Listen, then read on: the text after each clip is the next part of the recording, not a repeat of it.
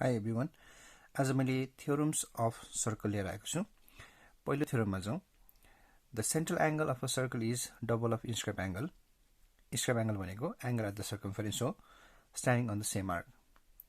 यदि central angle र inscribed angle यानी कि angle र circumference एउटै आर्कमा छ भने central angle को भ्यालु चाहिँ के हुन्छ? inscribed angle को भन्दा डबल हुन्छ. यसको लागि पहिला ड्राइङ बनाऊ. अब के गर्न सकिन्छ भन्दाखेरि हामीले कम्पासको हेल्पले एउटा पहिला सर्कल बनाउने.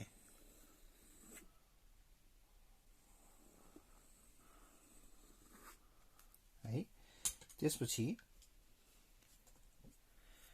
हामीले स्केल र पेन्सिलको हेल्पले एउटा आर्कमा एंगल एट द सर्कम्फरेन्स बनाउने. र हाम्रो सेन्टर चाहिँ नर्मली हामीले ओ ले रिप्रेजेन्ट गर्छौं, यसलाई पनि ओ नै भनौं. र अब यही आर्कमा हामीले सेन्ट्रल एंगल यानी कि एंगल एट द सेन्टर पनि बनाउने.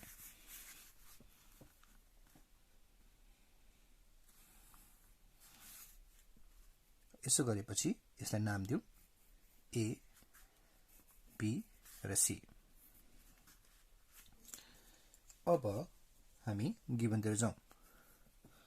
गिवनमा के भयो त? In circle with centre oh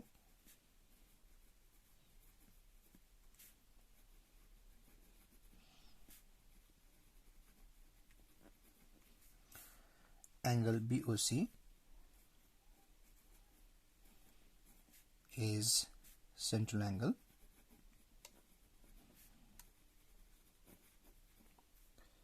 and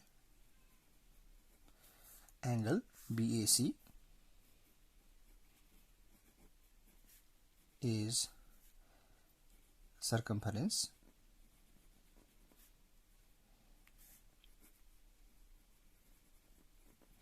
angle standing on same arc. Arc लाई हामी यसरी कर्वले रिप्रेजेन्ट गर्छौं, BC, सेम आर्क BC. अब थ्योरम अनुसार हामीले के प्रुभ गर्नु पर्यो त भन्दा टु प्रुभमा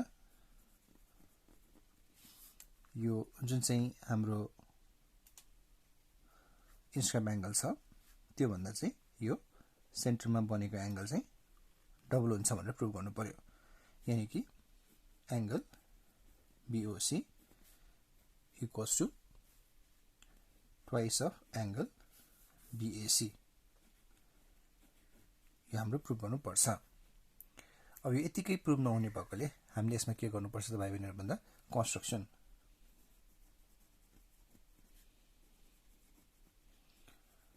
गर्नु पर्छ. अब कन्स्ट्रक्सनमा के गर्नु पर्छ भन्दा हामीले यो ए र ओ जोड्दिने र यसलाई अलिकति तलसम्म प्रोड्युस गर्ने भन्नाले यसलाई चाहिँ हामी डटेड ब्रोकन लाइन ले रिप्रेजेन्ट गर्ने र अलि तलसम्म प्रोड्युस गर्ने भन्नाले डी सम्म हामी प्रोड्युस गरौँ भनेपछि कन्स्ट्रक्सन के भयो? AO is joined and produced to D. So construction मा लेख्नु पर्दा AO is joined and produced to D. है यति गरेपछि हामी प्रुफमै जाउँ.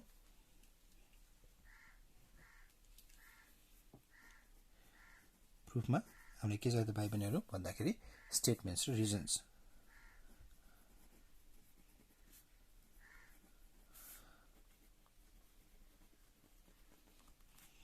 अब यसमा पनि हामी टेबल बनाउनु पर्छ. पछि बिचमा लाइन तानौं र यो टेबल बनाऊ.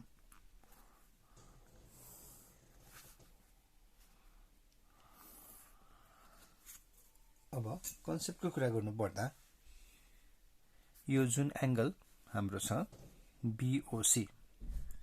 BOC भनेको BOD र DOC मिलेर बनेको है.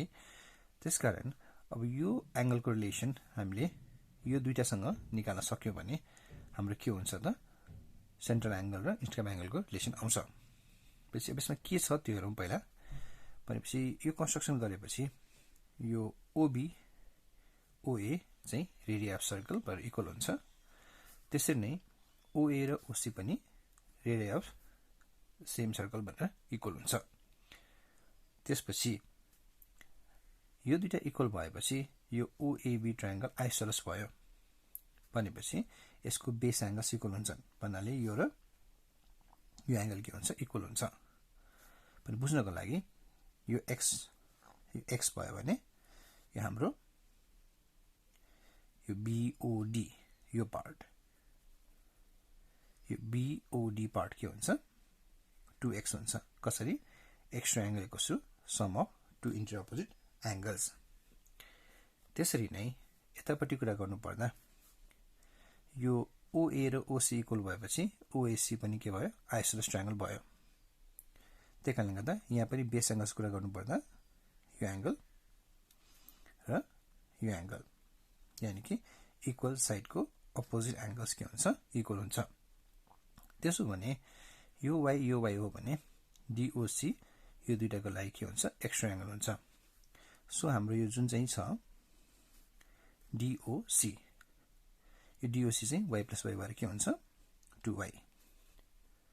अब यति बुझ्यो भने हामीले के देखिरहेका छौं त भाइ बहिनीहरु हामीलाई चाहिने के हो BOC र BAC को रिलेसन। BAC भनेको के भयो x + y, BOC भनेको के भयो 2x + 2y। यदि 2 कमन लियो भने त्यो 2x + y हुन्छ। यानी कि सेन्ट्रल एंगल चाहिँ इन्स्क्राइब एंगल अथवा सर्कम्फरेन्स एंगल को डबल हुन्छ। त्यही कन्सेप्ट अनुसार अब हामी प्रुभ गर्न लागौ।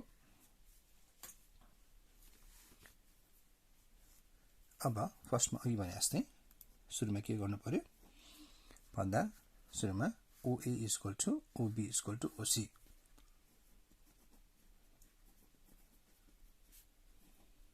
यो चाहिँ के भयो भन्दाखेरि radii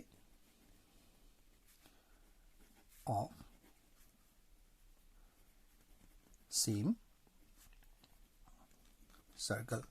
radius of same circle के हुन्छ त इक्वल हुन्छ। त्यसपछि हाम्रो एंगल BOD जुन चाहिन्छ त्यसको लागि हामीले बेस एंगल चाहियो। त्यही कारणले भित्रमा पहिला OBA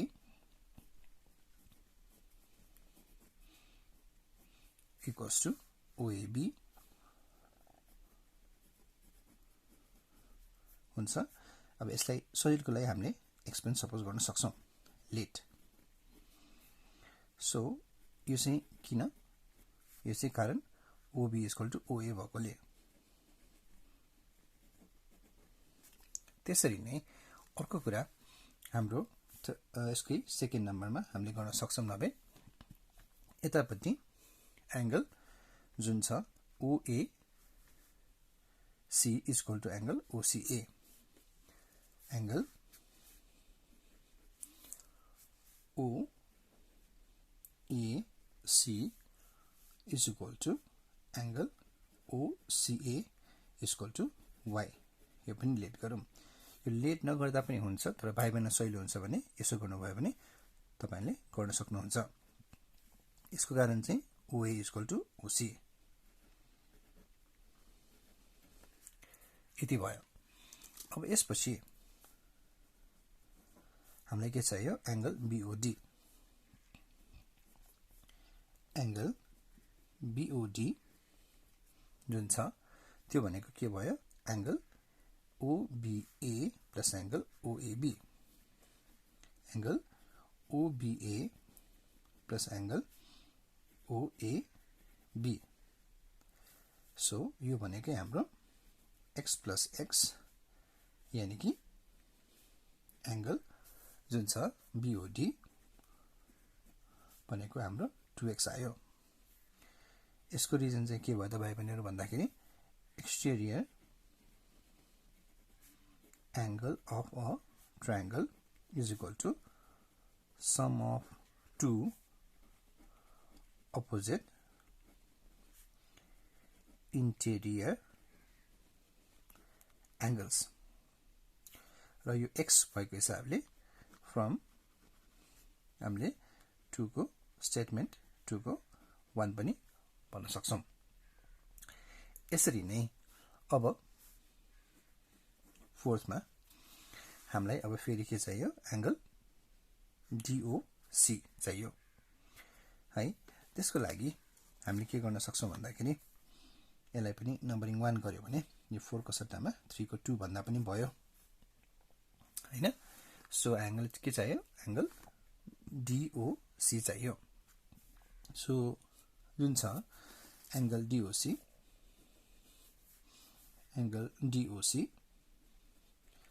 त्यो भने के हुन्छ त भाइ बहिनीहरु फेरि एकचोटी हेरौं। DOC भनेको angle OAC plus angle OCA exterior angle equals to sum of two enter opposite angles. त्यो कारणले गर्दा DOC भनेको angle OAC plus angle OCA। यसको रिजन पनि हामीले सेम एज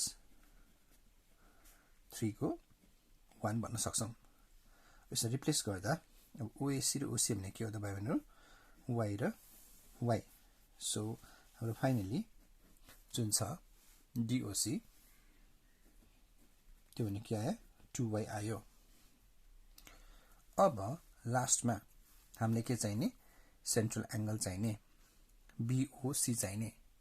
सो फोर्थमा हामीले के गर्न सक्छौं त एंगल BOC को कुरा गर्छौं भने त्यो भनेको एंगल BOC भनेको angle BOD plus angle DOC।